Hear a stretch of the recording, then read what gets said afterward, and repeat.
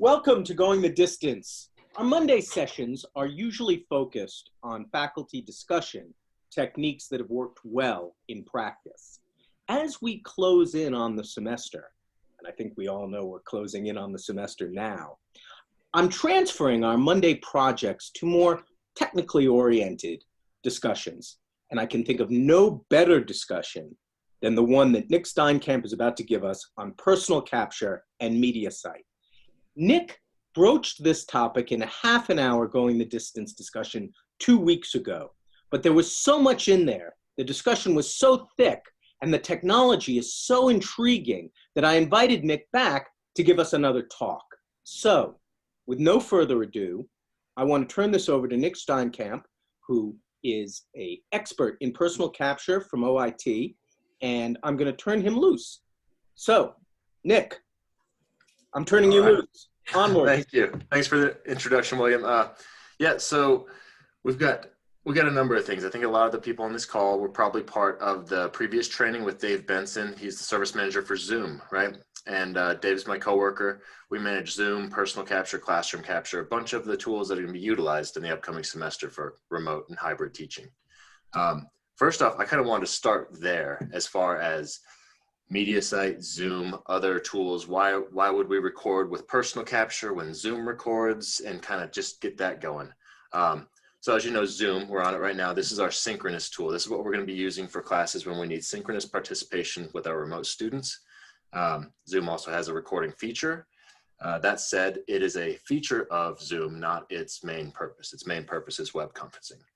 If you want to do asynchronous kind of on-demand recordings, we're recommending that you try out personal capture, which utilizes My Mediasite. That's exactly what it sounds like. It's a tool that's purpose-built to make on-demand screencast recordings with all the same feature set that's used in classroom capture. And then some of you have maybe in the past even used Kaltura, right? Kaltura is another, it's not a recording platform. It's an upload, it's a media streaming platform. So here's what I'm getting at is Kaltura just hosts videos. My Mediasite, you can create videos, you can upload videos, and you can host and share from there. So My Mediasite personal capture is kind of the all-in-one tool that we're recommending you use for ease of use to just kind of avoid the confusion of which time am I using Kaltura and Canvas versus which time is My Mediasite versus Zoom. Zoom's great for what we're doing right now. It's the web conferencing. But as you know, when you're done recording, you either have to share out a link from your cloud recording or upload and share your Zoom MP4 as an individual link. So that's the workflow I'd actually like to start with is you're recording in Zoom. You want to share that. Our recommendation is to go ahead and upload that content into your My Mediasite portal. You know, from there you can create a channel, which is just it's a holding folder that you house all your videos in. That way you can share out one link for each course, not a link every Monday, Wednesday, Friday for the rest of the semester. You share out one link that's just a catalog that holds all your videos in there. From there, you can upload your Zoom recordings. You can upload any other recordings you made, maybe flip style. And then you can also create recordings using the personal captures Mediasite desktop recorder screen capture tool itself. So that's kind of the broad strokes there. Any questions as far as when and why to use which application? Nick, you preempted my main question, which was exactly that. If I'm using Zoom, how am I going to also make that into a personal capture situation? And I guess as you get going, I'm thinking that many of us will be teaching in class or we will be just teaching our class on Zoom. But either way, we'll want an archival capture of that. So if you could angle towards that. No problem. Maybe, I guess what I'm wrestling with is I'm scheduled to teach on campus. So I'm going to imagine that some of my students won't be able to attend. So that I'm going to have my computer open with Zoom running, as well as my PowerPoint. How do I get all that into a video and post it online? Sure. So that's it. Thanks. Yeah, absolutely. And I'll actually start with that.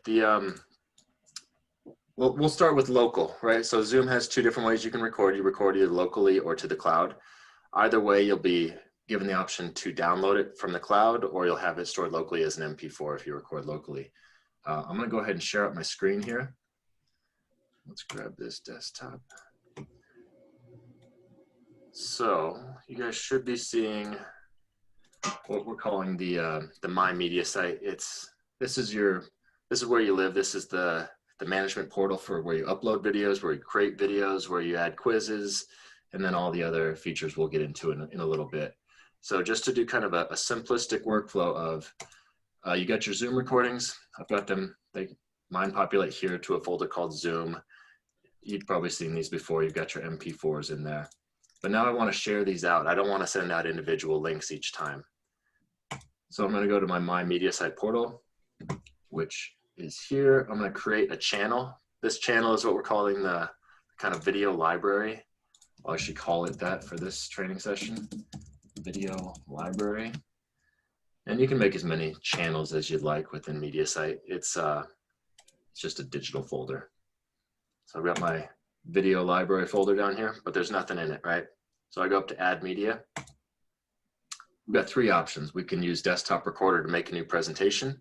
We'll get to that as kind of a secondary thing. We'll go through the upload process workflow right now. And then this is where we upload files. This can be anything. A Zoom is what we're doing today, but any MP4 or movie file is absolutely fine. In Zoom, actually, do you guys know where the files record to? You check that in your settings, recording, it shows the, great, okay. So let's just assume we found that folder. Go down to my Zoom, find some random meeting. There we go. It's the MP4 that we want to upload. Zoom packages your audio and a playback file, and then your MP4 video file. This is really the one we care about, so we're just going to upload that. It's going to ask us for a name, so here's our opportunity to get away from that Zoom_0 default naming convention, which as we upload those, we know we've got a library under script and we don't know what's what. So here's where we'll name it Lecture 1 or whatever you want to call it. And our destination, it's going to pop it into that video library channel I just made. You can choose to drop it in your drafts if you like, but for ease of use, we'll just send it straight in there. So what we just did is we just uploaded an MP4 to our My Mediasite server, which is doing a quick processing job, encoding it and putting in all the feature sets that Zoom or that Mediasite allows for. And we've got it right here on our video library.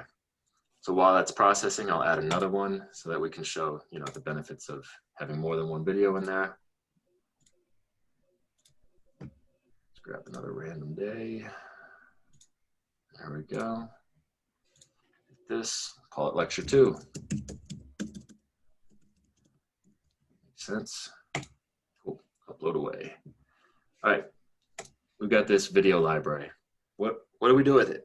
How do we share it? Why? Here it is. We click View. This is what you're going to give to the students. This is the single URL that you would make for a course.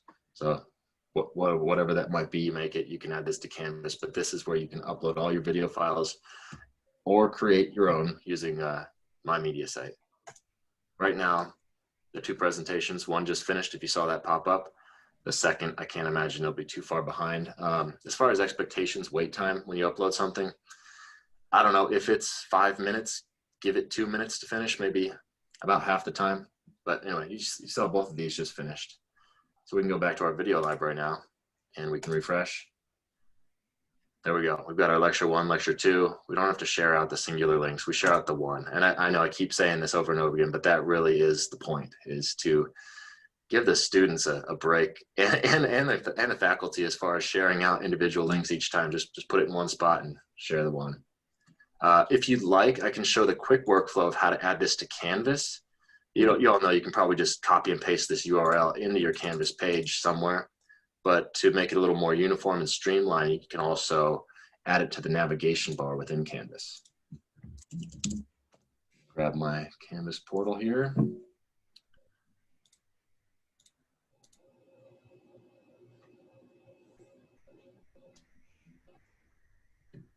All right, let's find my test course, sample Canvas course. Okay, so when I'm talking about sharing within Canvas, I'm talking about adding it here to the navigation bar, right? So your students have just one one quick link they can go to see all their presentations. I've done this, as you can see, I've done this a number of times throughout my trainings. You know, this is what it looks like. Here's our channel outside of Canvas. Here's what it looks like when it's embedded in Canvas as a button over here. And I'll show you real quick how to do that. It's very, very simple. First thing we want to do is grab the URL of our channel itself. We'll copy that little guy. Go back to my Canvas page. Scroll down to settings. Over to navigation, or actually, excuse me, apps. And there's one app here, it's called the redirect tool. This is just what it sounds like. It redirects a URL to be a button on the course navigation page. For ours, I think I called this video library, so I'll follow suit there. This is going to be the name of the button on the nav bar. The URL, that's the one we just copied from the channel.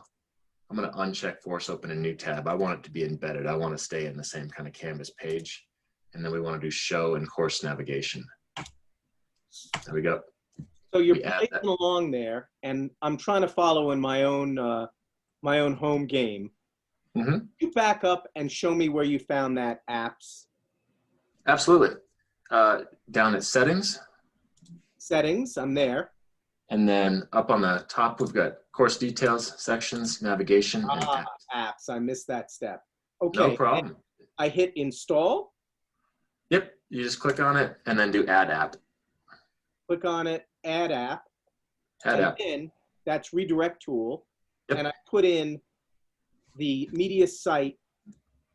Yep. This will be the name of the button.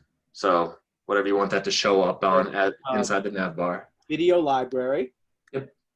Or I could call it the bat channel. Sure. There you go. And then the URL redirect. Yeah, I'm sorry. No doubt I'm the only fool who cannot figure this out. Not at all. If you've got the question, I'm sure many do. So I'm glad we're kind of. And showing course navigation, because that channel wouldn't be an account and it wouldn't be in user. It would be in course, right? Yep. This show in course navigation. Oh, I'm sorry. Go ahead. Force open a new tab is nice, right? Because then that opens a new tab.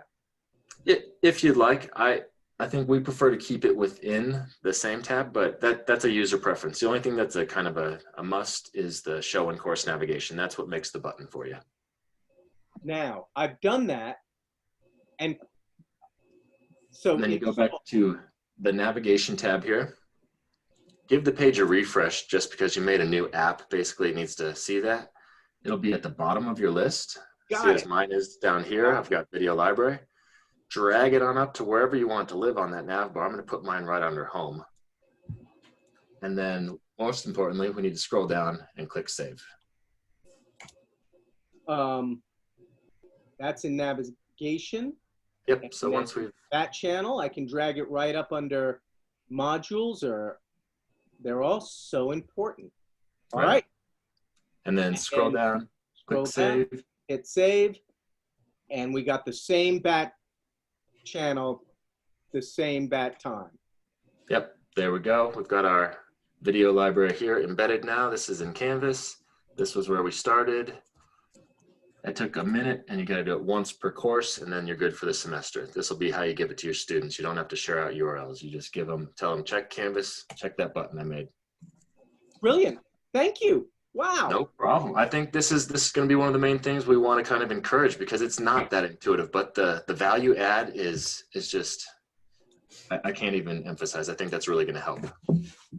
So I have a question about the benefits of using Zoom to record the lecture versus using Mediasite to record the lecture. So I'm going to be teaching only remotely. I'm going to be using Zoom to have small group discussions with my students, but I'm never going to be in the classroom, recording the lecture synchronously. What's your sense of, is Zoom a better way to record the lectures and then upload them? Or is it better just to use personal capture to start with? And so that's a great question. And here's the gist of it is Zoom. If you're using it for synchronous, if you're going to actually have a a remote class with your students. I understand you're not going to be in the classroom, but you'll have remote sessions with them. That's when you'd use Zoom to record. If you're already in Zoom, use it to record. If you're just using Zoom to record without actually students joining the meeting, if you're just using it as a recording tool, that's where we'd recommend using the personal capture, because that's the tool purpose-built for recording. It's going to make a better presentation. And I can kind of give you a quick look at what that is. I was playing around with it on the weekend just to get a sense of how it worked. And one of the things I discovered is that it seems to work really well if you're just using a voice over a PowerPoint. But if you want the PowerPoint and the person to be there on the same screen in the way that you can with Zoom, both the PowerPoint slide and the person look so small that you can't actually read the PowerPoint. Well, that's great. That's a great point, and I'll show you where my Mediasite steps in on that. Okay. I actually don't know what this video is that I uploaded, but I'll show you. This is a sample of a Zoom video, right? This is my ugly mug just sitting there. All right, so this is a Zoom video. We have just an MP4 file. That's it. We can watch it. We can go back and forth, right? There's nothing else. If we go over to a presentation created within personal capture, and I'm going to use an example from classroom capture. They're the same as far as the feature set. One you record on your laptop, one you record in the classroom.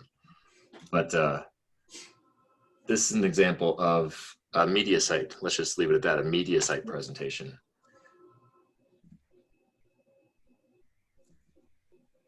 So to answer your first thing was, you've got your slides, you've got your talking head, you got your camera. You can switch which one's bigger. You can double click and pop one out. You can zoom in. You know, this is where Mediasite shines. It's got a ton of features in there where you can really navigate and use the rich media within it. One of the things a lot of people don't see at first is this little search down here, this little magnifying glass. You can click that and search. Where was that? Sorry, I missed it. In the Mediasite player down here on the bottom right. See this down here? No. It's you see my mouse moving? Okay. There we go. Down, down, down, down. You guys see that? William, do you see it? I got you. Okay. Oh, so I got it. Okay. Yep, bottom right. Yep. And then, so you can search for keywords. This is going to search all the slides in the presentation, all the computer input that you've put through there. So I've done this a few times in trainings. I know the word cell is often on this presentation. So this gives you a list of exactly where and when the word cell was populated on the sheet. So a student has an issue, you know, maybe they don't understand what mitochondria is or whatever it might be. They can search, and this will jump them to the exact spot in the lecture where it was brought up. And then there's a couple other things. You know, you can change the playback speed. You can do the pop out, the zoom in, regular stuff. The big thing is picture in picture, search, and being able to zoom in on your slides. So this is Mediasite player versus a Zoom, just a regular MP4. And that's what we're saying. If you're most comfortable using Zoom to record and to do synchronous, by all means. We do not want to rock the boat. This is just, we're giving you the tools and whatever you choose to use.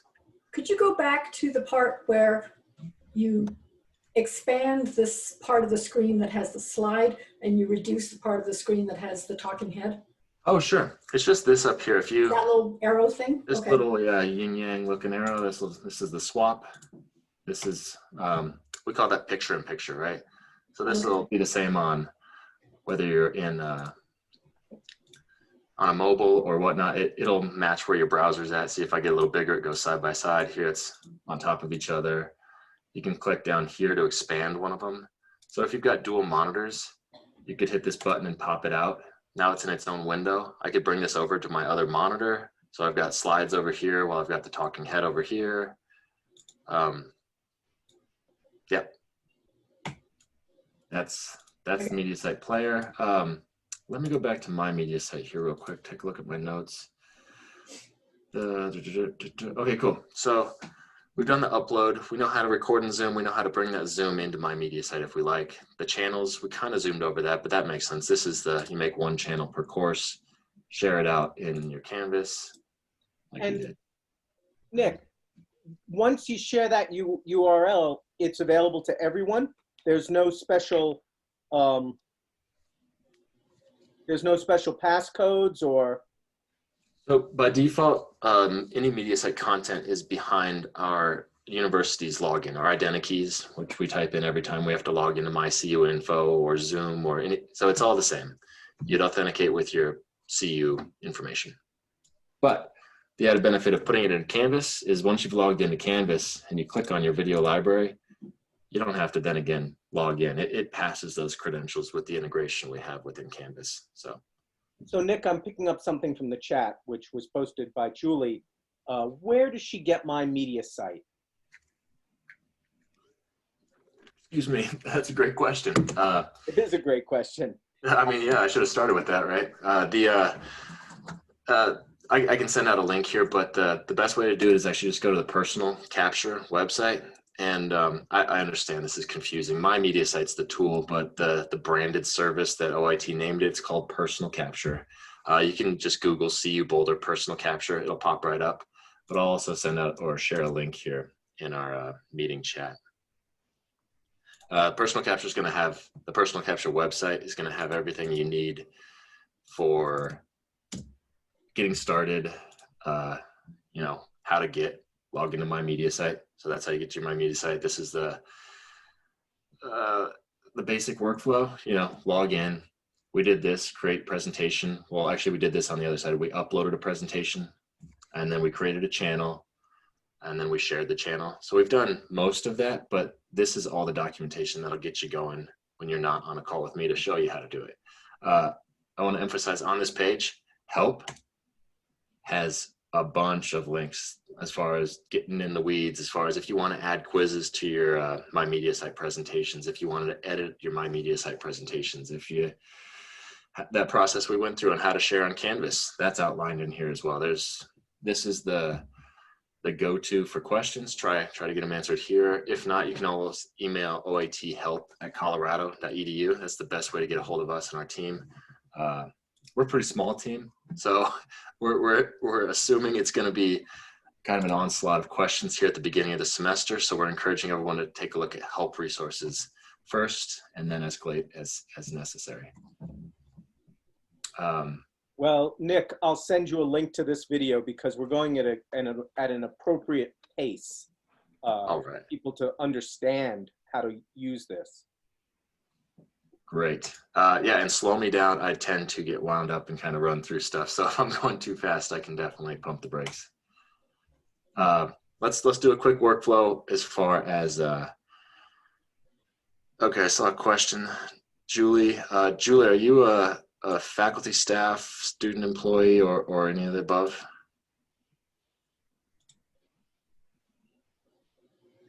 Sorry, Julie's good. I am. It's just been noisy here, which is why I've been chatting. I am an adjunct lecturer. Okay, so Do you the have way a this, sign-in? yeah, I'm not sure what adjunct refers to as far as your affiliation within the university. The way this is set. Usually I click the faculty one, and that's. Okay, let me work with you offline to see. The long and the short of it is this is due to licensing and just bandwidth capacity and all that. This is available to the staff, student employees, and faculty and instructors. These are pre-built kind of university affiliations that I can't change that. So Julie, unfortunately, when we do troubleshoot this, the answer is going to be to check in with your HR liaison to change your official HRM affiliation to match. But Julie, if Julie can log on to a Canvas course, she should be able to log on to Mediasite. She should be able to, right? Yep.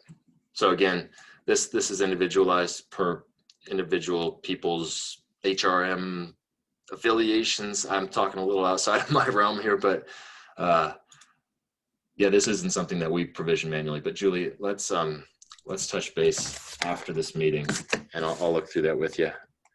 Just jotting down your name here. All right. Go through a workflow of actually how to create content within My Mediasite desktop recorder. We've got our video library. Thank you. I've got that. Let me copy your email address. Okay, we've got our folder here with our Zoom lectures. Let's create a third lecture, but we're actually going to record it using Mediasite Desktop Recorder, and that's this option here. Sorry if I jumped through that too quickly. I went to my video library. Let's always go up to Add Media up here in the top right. And then before we uploaded, this time I actually just want to create one from scratch. We'll call this Lecture 3.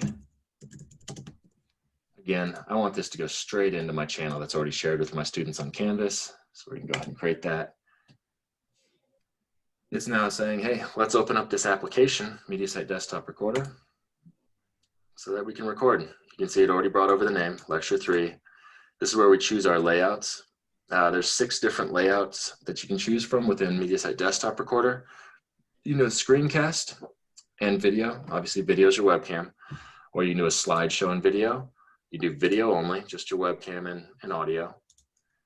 Or you can do a slideshow and audio, screencast and audio, or just audio. So this first page is all the video options. The second page is the same options, just without your video camera, without your talking head. I don't know. I get shy on camera. I don't necessarily want, sometimes I don't see the added value of having myself be seen while I'm giving the lecture maybe, so that's why I'd use these. Now let's talk slideshow versus screencast. What's the difference, right? Slideshow is going to record your computer content as a series of high quality JPEGs as image files, right? The benefit there is it's higher quality. The downside is they're JPEGs, so it's not as smooth motion when you're watching it back. Screencast, exact opposite. It records your computer as a video. It records your whole thing, your computer's content as a video stream. The content's going to be slightly lower in quality. However, if you're doing annotation or showing a video, the smooth motion will be captured. So I'm just going to do a slideshow today. Here's where we check our inputs. You can see it's getting my mic levels, test 1, 2. This little green bar here is our mic level. We all know this, familiar with it with using Zoom or other applications. This window here, this is where we choose what part of our screen we want to record. We can record the whole, the whole desktop. Let me actually bring all my stuff over here. I've got a bunch of monitors and windows up. Let me bring all my stuff over to another side of things here. Apologies. We're pivoting. So what we're all going to be doing the next semester is kind of adjusting on the fly, so bear with me. All right, let me cancel that, close that.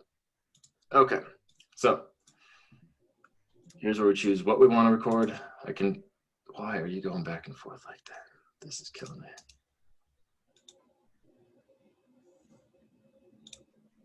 Okay. This is where we choose which desktop we want to record, or we can choose a singular window, right? So this is where you'd choose just to record your PowerPoint. Actually, let me open a PowerPoint to show you what that would look like. So I've got my PowerPoint here.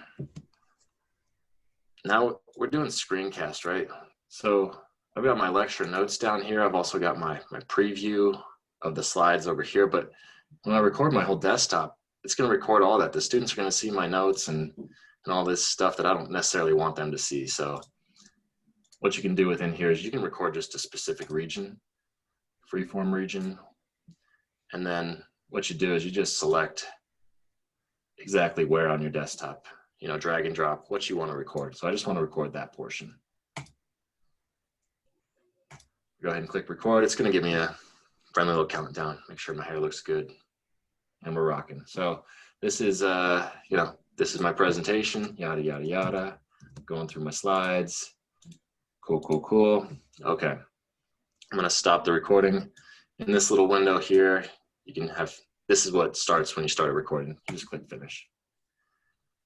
It pops up, gives us some friendly feedback saying that it is uploading to our servers. It uploaded correctly. And we've got, now it's in our My Media site, right? So we just use this application. We're done with it. This is just to make the presentation. Now we go back to our video library here. Again, once we're done recording, this went up to our servers. It's got to do the transcoding, add the cool features, and it'll be done in maybe a 1-to-1. Let's play it safe. This took me about 30 seconds to record. It'll be available in another 30 seconds. So if you're recording like a 25-minute lecture, you should expect it will take 25 minutes to upload? Yeah, to process. That's a general rule of thumb. This is all based on our server capacity, right? We've got a server farm on-prem that houses this whole service and classroom capture. You know, if we had every faculty, 8,500 people uploading stuff at the exact same moment in time, that rule might not apply. But as a rule of thumb, I think it's safe to say 1-to-1. Okay. Do you have a sense of when, I mean, if I'm thinking of doing it like on Saturday afternoons, is that a good time? Is that a bad time? Honestly, we've got pretty good built servers. I wouldn't plan around that. Do it whenever you'd like. We'll be able to handle it. I just don't want to say it's guaranteed, you know? Okay. Yeah. That's a bold statement, Nick. I didn't say it was guaranteed. Not guaranteed. Let me read it. Okay, so our third lecture is done here. This is the one we made on Mediasite desktop recorder. So now we've done both uploading and recording with Mediasite desktop recorder. Let's go into a little bit of the features within my Mediasite. This applies to any content you put in there, whether it's uploaded or recorded within Personal Capture My Mediasite. And the value adds here is going to be you can edit your video, you can add quizzes, you can do polls. If you did have a caption file that you wanted to upload alongside it, you could upload that and edit those captions. What do you think? Should we look at editing the video or adding in quizzes? Could we just go back one step? So when you were recording, you wanted to focus only in on the slides and not on all the stuff on the left-hand column. Yep. But it looks like the video that uploaded included all of that extra stuff. Let's take a look. It does look like that. You're right. Keeping me honest here. I like that. You're right. Maybe I made my selection bad. Let's try it again from the top. So, video library. So it's going to, by default, it's going to actually drop your content in whichever location you're at. So if I was up here in my drafts and then started my add media from there, it's going to put it in drafts. But ease of work or workflow, we're going to do it here. Trying to record again here. I think the reason why that failed was all that tomfoolery I was doing with switching my desktops around, and it kind of gunked up my computer. But we'll try it again here just as a proof of concept. Lecture 4.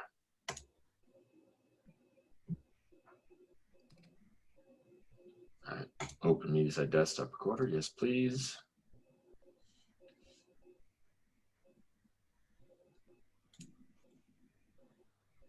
There we go. We've authenticated and we're good to go. So what do you think? Should this time let's try the video camera? I want to reiterate, this is not a best practice. We're in Zoom right now, right? I'm sharing my screen in Zoom. I'm sharing my camera and my microphone in Zoom. Using two pieces of software that need the same resources at the same time, not a best case scenario, but for this training, I think my computer can handle it. So, but again, I wouldn't recommend running a Zoom meeting and running Mediasite desktop recorder at the same time. It'll probably crash. Okay, so I got my camera this time, so I can choose the resolution that I want to record at. I'm going to record a little lower resolution because I'm not showing anything that actually requires my face to be HD. That I can choose my camera and before. So here we're going to bring up PowerPoint again. And I want to choose my region. So I'm going to do a freeform region. Let's just capture the slides. There we go. Okay, so this, I think it's going to work this time. You can see this little red outline. This shows us that's what's going to get captured. We click the green check mark here. And now this little guy, this is our window that previews our camera, right? So if we're moving around a lot and we forget where we're at, this is going to show where we're at in the, actually, let me do this on a different camera in hopes that it won't fail. So let's go back a little more. I'm actually going to do this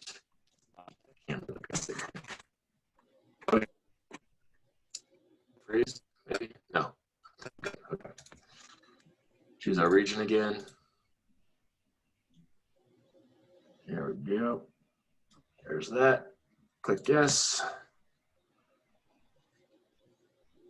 And now we click record. We'll zoom through this real quick. This is just to test what we did a second ago. All right, we're navigating our slides. Cool, cool, cool. And now let's go ahead and stop. Finish recording. It is uploaded. Now we can go back to our My Mediasite, which did I bring over with me? Yes, I did. Right, so here's our one-to-one rule. Lecture 4 is doing post-processing. Interesting. I will take this kind of downtime as an opportunity to say, we're looking at our video library, right? This is the trailer. This is admin. This is what we see as admins within our My Mediasite. This is not the URL here that we want to share. The URL that we would want to share is when we click view. Super important there. When you click view, this looks nice and clean. This is all just the videos. This is what we'll give the students. So all right. The view. So back here, this is our lecture 4. Let's give it a watch, see if I goofed it up a second time. Now it looks like it just captured that little red box that we chose. Right. Thank you. Yeah, no problem. So this does show though, now that we've got the video camera recording, this gives us our picture-in-picture. That's a great freeze frame that I did on myself there. And then we've got all the search and all the rest of the stuff we've already kind of talked about. Nick, I got a quick question because I'm playing at home. And I went to download Mediasite player for my Mediasite recorder for my Mac.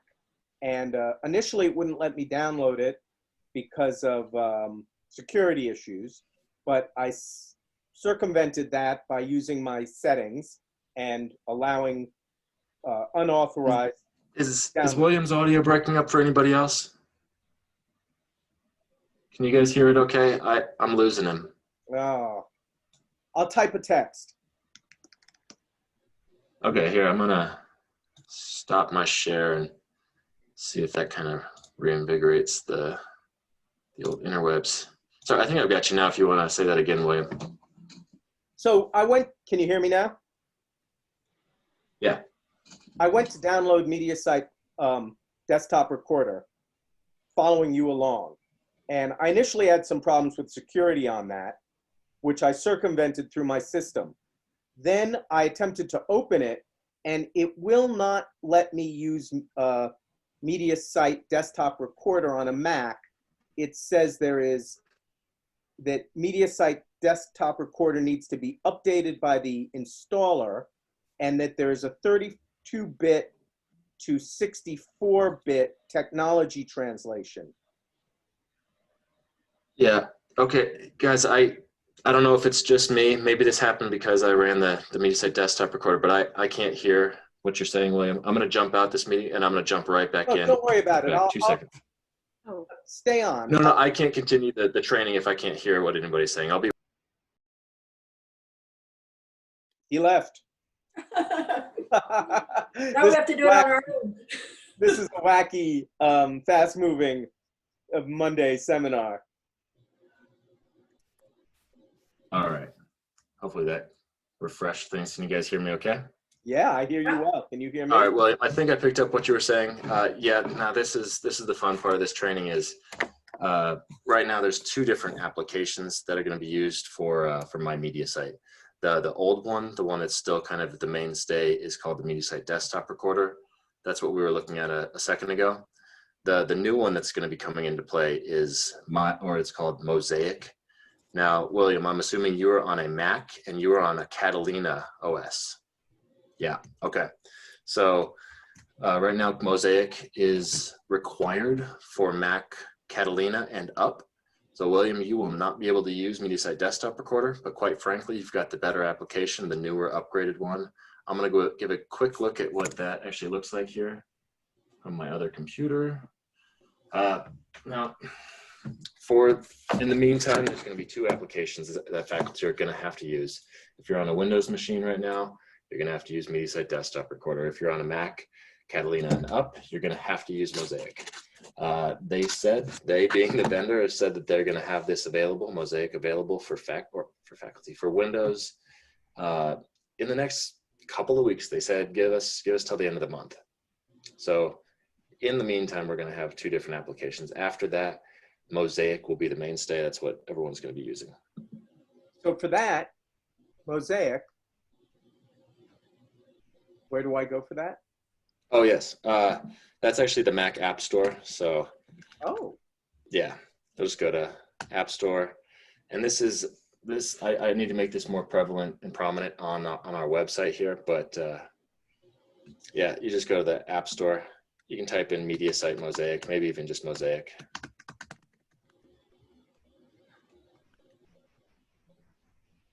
There it is. I've already got it, so it'll just open it for me, but that's where you would download it. If you are a DDS customer, meaning your computer's managed by dedicated desktop support, I think they have their own internal application repository on Macs. I think it's called Software Center. I'm not 100% sure what that is, but that's what you would need to do is download it from Software Center. Nick, you've steered me right. I've got it. I'm installing it now. That's a great question, though, William. People are going to get caught up there. So yes, if you're on Mac, Catalina and up, go to your Mac App Store and look for Mediasite Mosaic. All right.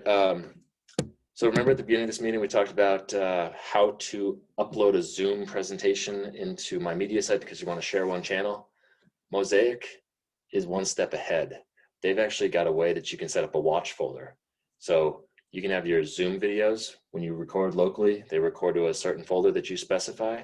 You can aim your Mosaic application at that as a watch folder, and the presentations that you record there, they'll shoot straight up to your My Media site. You don't have to do the upload process. So, yeah, so I want to show you what that workflow looks like. Let me get this out of the way here. So this is the Mosaic app here.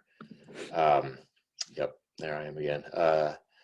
We go up to the top here and we can see that we have our preferences. Under preferences, we've got import, automatically upload imported presentations to my media site.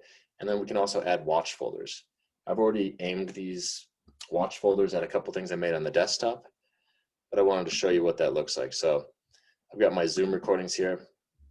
You can do this automatically or you can do it in a batch. So let's say you've got a whole bunch of Zoom recordings that you did over the summer that you want to get in. You can go ahead and grab all those URLs or all those MP4s and just pop them into the watch folder that you designated within Mosaic. So I'm going to just drop them there.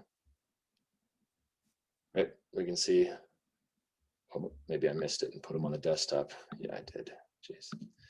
Let me get those back. Here they are. I was trying to put those in my watch folder. I missed. Here we go. New watch folder. Place. Sure. All right. And now we just go back to our Mosaic app. And up in the top file, you can just press refresh watch folders. It just tells it, hey, I put new stuff in there. Let's have it upload automatically. And then we can go over to our presentations and we can see that it has uploaded all of our stuff. Yeah, so that's the simplest way to record in Zoom and bring it into my media site is to use Mosaic's watch folders. I feel I rushed that. Did that make sense as far as how to set up the watch folder? And then we all know within Zoom how we change our local recording destination. Yes. Great. Yes, I can figure from what you told us. All right. Captures Mosaic's a little different in how it captures than MDR. If you remember in MDR, I reviewed those 6 recording layouts as far as screencast, slideshow, video. In Mosaic land, it's going to record your computer input and your video input. Everything's recorded as high definition 1080p video. So these are your options. You've got video 1, well actually recording modes are single video. And I can choose what I want that single video to be. Do I want it to be my face, or do I want it to be the display? So if I want to record my desktop, and then your microphone. Audio only, obviously that's just the microphone, or dual video. Dual video means you can record 2 computer inputs if you wanted. If you've got multiple displays, you could share them both, as I'm kind of doing here with recording my same display twice. More appropriately would probably be to record the camera as one input and your computer content as the other. So this really, it seems like there's less options, but this is going to record at a higher resolution. Mosaic is going to record at 1080p. So the quality of the video is going to be right up there with the quality of the slides from the older MDR. And then after that, the process is the same. You start recording. Once you're done, come back, hit stop, and it's gonna upload to your My Mediasite from there. One of the things that currently doesn't exist on Mosaic right now that does in MDR was that freeform capture. You know, we picked which part of our PowerPoint we wanted to record. That doesn't exist in Mosaic right now. Once they release it for Windows, they're going to be updating that and adding that as a feature. So if you're looking for that currently, you will not find it in Mosaic. It only exists in MDR. MDR being Mediasite Desktop Recorder. Sorry, that's the shorthand we use there. Any questions on Mosaic before I kind of close out this portion of it? I'm on a separate little laptop here that runs Mosaic, so anything I can answer about that? I think the biggest question, let me just start there, is going to be, you know, how do I get it? William was kind enough to kind of let us reiterate that. It's Mac App Store. Just look for Mediasite Mosaic. In the future, it downloads right away. It's easy as pie. Great. Yes. In the future, when you go up to add media in your, let me see, where am I here? This one here. Yes. Great. In the future, when you go up to add media within your My Mediasite, the options of what to download should only be Mosaic once it's available on Windows and Mac OS. But right now we have to kind of do that little jump over as far as figuring out which operating system we're running and which one to download. And those steps are outlined on the Personal Capture website here. If we go back to the home page, it says, yeah, I'm just throwing everything I got at you here, and you're batting it all back. So when I made my bat channel in my Canvas course and made that app, I did not realize that I had to use the view setting in my Mediasite. So I used the wrong link.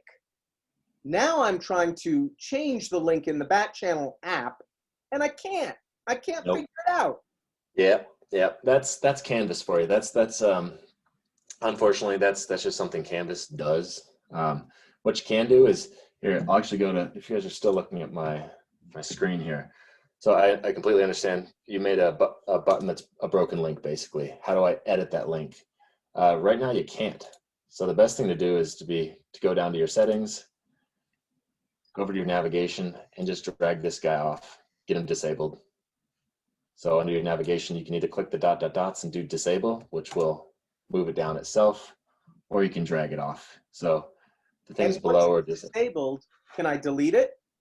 Nope. You can contact the Canvas team and they can delete it for you. That's why I have so many buttons myself. Look at all these things here. I mean, because I can't even do it. So yeah, you just got to email OIT help and ask Canvas to. It doesn't hurt having them there, except for being a source of confusion for you as far as navigation. But you can make the same button again using the redirect tool. You can name it the same. But that's what you do if you messed up making the button in the first place, which is move it off and make it again. Good question. Sorry, I'm just peppering you with all kinds of questions. No, please do. We've got, 10 minutes here? Any Q&As, anything you specifically want to see? Well, I have a question. So with Zoom, as we can tell, we can designate our virtual background. So I can pretend I'm in Paris and everybody will be happy. Is it possible to do something like that when recording on Mediasite? Nope. No, it's No, that's just a web conferencing perk. Okay. So they're going to see my study one way or the other. Yep. Okay. Thanks. No problem. And Nick, I'd love to talk to you online because I was able to download it through what William suggested through the Mac, but I cannot seem to connect it through the web. I can't seem to marry the items. So if I could talk to you offline about what's going on, I would appreciate that. No problem. I think I can fix it for you right now. So great. what happens is when you're first time downloading the recorder, you go up to your add media, you're going to download it. What happens next is you're going to download. Step 1. Step 2 is install. I'm sure you've done that. And step 3, you got to come back into this portal and click register. It's not letting me go to step 2, I don't think. Is it? It's weird because, see, I didn't install it through here. I installed it that other way, through the App Store. So it says, have it, and I say, yep, but that second one. And then it doesn't, and then I have it. Do me a favor. If you just go up to add media and then this second option down here, already download, not registered. If you click here, does that then pop up Mosaic and give you an affirmative registration? No. That's where I'm having the problems. That was the one I was doing. Okay, yeah, let's touch base offline. If you can do me a favor here, I've got a million kind of things going on. Could you shoot me email at oithelp@colorado, and that'll get dispatched, and I'll grab the case and I'll touch base offline. Wonderful. oithelp@colorado.edu. Yep, and this is a great opportunity. This gets dispatched to our whole team so that if I don't show up one day or whatever, I'm not the single point of contact, that other people on my team will be able to respond to you and give you the help you need. So more than likely, I'll take these personal capture cases as they start coming through, but oithelp@colorado.edu is the help channel. Thank you. No problem. One thing we haven't gone through, but I did just want to reiterate where to find them, is adding all these features, the cool stuff that you can do within my Mediasite. If you get your presentation, all this stuff, to edit video, edit slides, edit captions, edit quizzes, this is where you're going to do that. The quizzes are actually pretty great. They'll pop up in line. So you can set a quiz to pop up at the 50th minute of your class, and you can set it so the students have to watch the whole presentation until that quiz pops up. They can't just fast forward, take the quiz, and then, that whole workaround. So I would definitely check out quizzes. You can export those results and then bring them back into your Canvas gradebook if you'd like. You could do the quizzing even just as a recognition that they watched the videos. Another way you can see who's watched the videos is to use the view analytics here. So this will give you a layout of who watched your presentation, how many times, who they were, how much of it they watched, and there's a plethora. There's a lot of stuff in here. This gives you kind of a colorful user interface that shows you these metrics. But if you want the real stuff, download the Excel file. This will give you William logged in at midnight on this day and only watched the first 12 seconds, and then he said he was done. I can see you only watched 5% of this presentation. That's not the assignment, whatever you want to say. You can also see who's watching live. I don't know if that provides any value, but if anybody was logged in, you could see who's actually watching your presentation at that time. Questions there? So how do you edit something? Good question. Yeah, let's do one. Let's do one real quick. Let's do this little guy that I recorded earlier. So we open the presentation by just clicking the name of it.